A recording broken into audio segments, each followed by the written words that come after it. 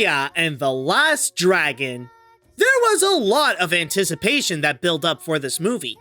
Not only does this mark as a new chapter in Disney animation with features that are now made under the new leadership, but this is also another of their more experimental movies, where instead of creating another fairy tale musical, this one seems to have a lot more emphasis on world building and Asian-style action that looks much more different than what they previously did with Mulan. But another reason for the hype was because this is the first original Disney animated feature since Moana more than 4 years prior. Sure, their recent sequels like Ralph Breaks the Internet and Frozen 2 were very well done on their own, but admittedly, they didn't share the same level of amazement as their predecessors, thus making Raya all the more exciting that Disney is releasing something that is completely new. So now that the search for the Last Dragon is on, will Sisu's powers be able to save Kumandra and the movie? Or should we be more thankful that there will be no more dragons after her? Let's find out. The story. In a way, the movie can be best described as a heist story, where Raya summons the Last Dragon and goes to each tribe of the land and gain a new member of the team after each one to steal their piece of the Dragon Orb and put them together in the hope to vanish the evil spirits called the Droon and reunite the people once again. I think I'll start by saying that this is one of Disney Animation's most intense films they've ever created, supplied with a large amount of action scenes that are fast-paced and always keep the risk high to emphasize the danger that Raya is going through with her journey, complete with chase scenes, sword fights with Namari, and trying to get the piece without killing herself or turned into stone.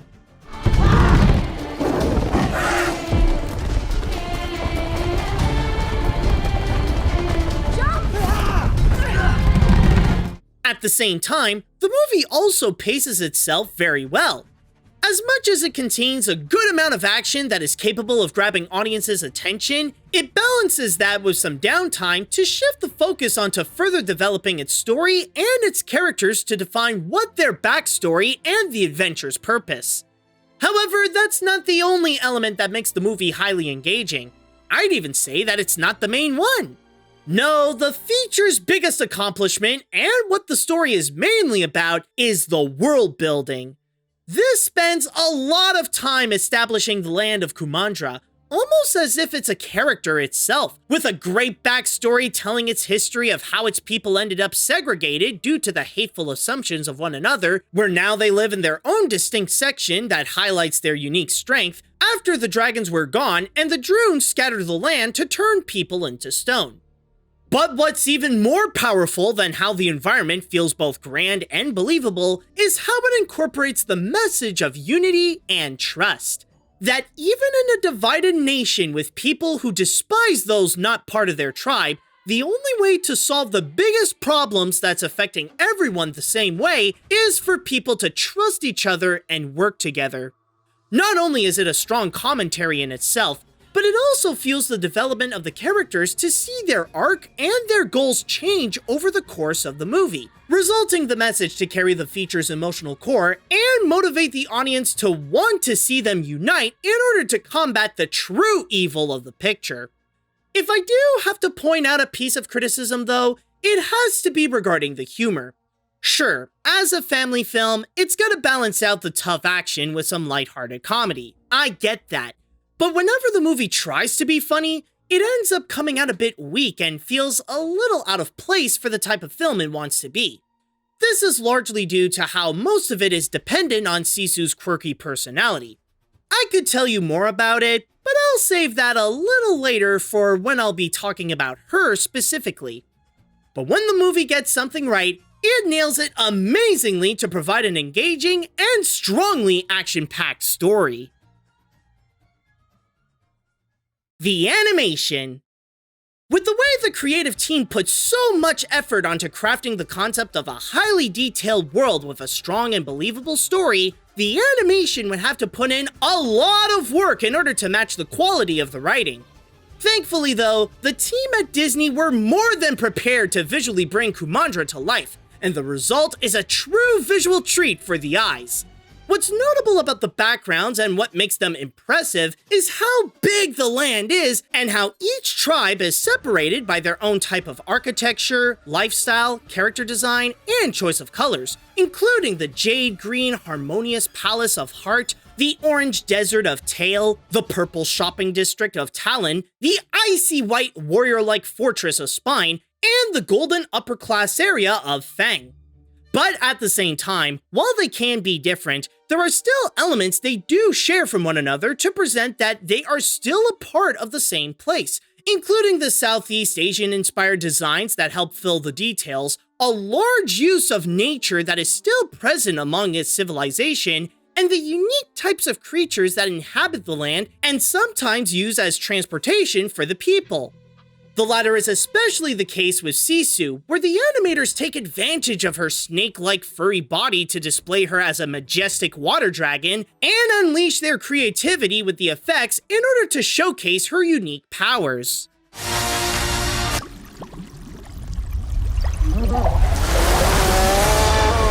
Almighty Sisu! But at the same time, as much as it was important to build the world as immersive as possible, it was also integral to make the action look great as well. This is where the character animation is at its best, with incredibly choreographed fight scenes that are the driving force of the pace, and once again, taking advantage of its grand scale and its different areas to have each intense moment stand out from the others. At the same time, the animation can be equally as strong during its subtle moments to present some powerful emotions and capture the feelings of what the characters are going through along the way. Of course, there's a certain magic that is always expected from Disney's animation. And yet, with every film, especially this one, they always find a way to surprise their audience by bringing them to a beautiful looking world that they have never seen before. The characters. Even in a world where everyone hates each other, the movie needs a group of likable characters to tag along the journey to see if Kumandra can be united. Thankfully, not only do they make the adventure enjoyable, but they are also strongly written to have them be complex and even relatable at times. Starting off with Raya, she is the first to set off to bring back Sisu and get the pieces of the Dragon Orb to bring peace back to Kumandra. But due to her lost faith in humanity, she's mostly doing it for herself to bring her father back to life. Sounds selfish, sure, but thanks to the movie's solid writing, it actually makes her sentiments pretty justified with everything she went through and her first-hand experience of why she has difficulties with trusting people from other tribes. In fact, most of the people in the film are understandable to their motives. It's just a matter of agreeing with what they do is another story. But back onto Raya, a major part with what works with her is thanks to the brilliant performance of Kelly Marie Tran, giving her a strong and enjoyable personality that makes it easy for audiences to connect with. My whole life, I trained to become a guardian of the Dragon Gem. But this world has changed. Now, to restore peace, I must find the last dragon. But along her journey, her team grows gradually bigger with the additions of Boone, Noi, and Tong. While they are similar with their tragic backstory of being all alone due to the Droon taking away their loved ones, they each have their own personalities to provide their special way of helping Raya and adding a bit of humor to lighten the mood. Then there is Namari, the main reason why Raya has trust issues. At first, she seemed like she would be the first straightforward Disney villain since, wait, who was it again? Was it Mother Gothel? Was it that long? But when looking deeper into her character, despite being from separate tribes, she wants the same thing as Raya to have unity. But because of the way she was raised and the current culture of Kumandra, finding the trust needed to accomplish that is actually more challenging than facing the Droon. And then there is the last dragon herself, Sisu. I get that she's more like a throwback to the comedic sidekicks of the 1990s, like Mushu from Mulan, where her comedy comes from the actor's personality, which in this case is Awkwafina. And while that archetype worked well back then, in this film, not so much. It's not really the comedy itself that feels out of place, It's how the humor is so dependent on Awkwafina's modern and quirky personality that doesn't fit in a feature that wants to be more timeless and action-packed. I'm gonna be real with you. I'm not like the best dragon. Have you ever done like a group project, but there's like that one kid who didn't pitch in as much, but still ended up with the same grade? We're doomed. In a way, this is the type of character you'd expect out of a movie from either DreamWorks or Sony, not from Disney where they're taking themselves a little more seriously. Granted, Sisu is still a well-written character, helping to add so much to the movie's backstory, especially with why she is the last dragon, and even Awkwafina can be good when she puts the jokes aside. Maybe she can be an enjoyable comic relief, but maybe not for this film. Some characters are not necessarily perfect, but with this movie, it's all about trusting them if they are good enough to carry the whole picture. And I don't know about you, but I trust them.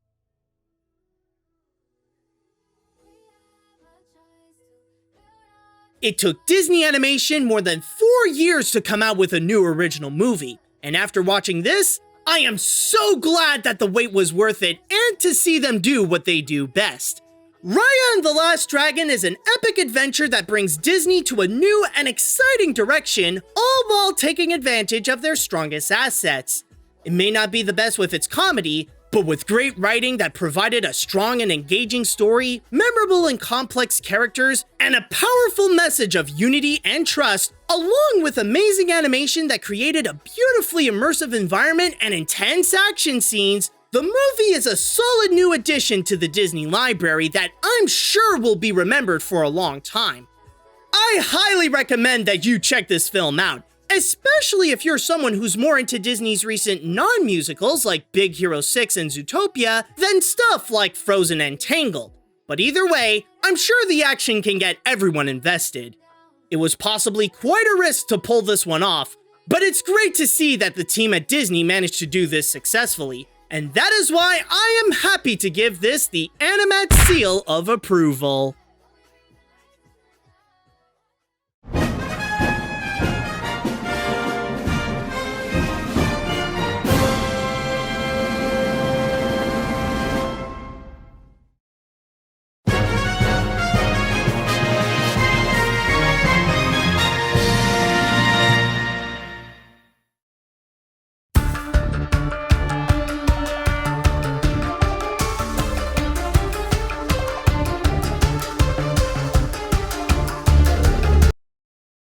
You can't trust anyone. Maybe it's broken because you don't trust anyone.